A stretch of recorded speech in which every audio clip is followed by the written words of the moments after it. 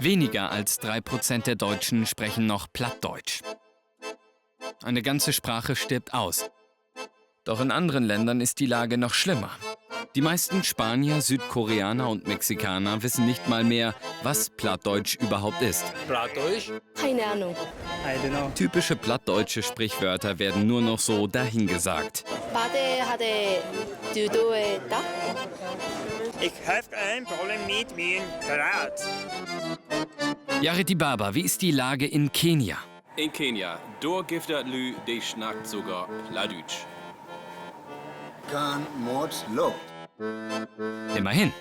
Und wie sieht es in Berlin aus? In Berlin schnacken nicht viele platt.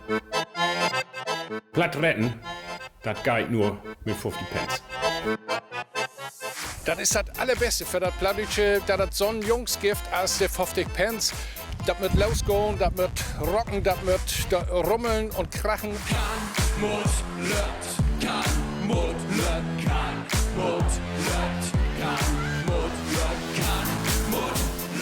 Tarien, Plattdeutsch ist auf jeden Fall eine super Geheimsprache. Ich habe gehört, das kommt von den Agenten. Die haben das erfunden. Scheiß auf 50 Cent für 50 Pence, Leute. Wir brauchen Agenten, Alter. Also für mich sind die 50 Pence ja der plattdeutsche arabische Frühling.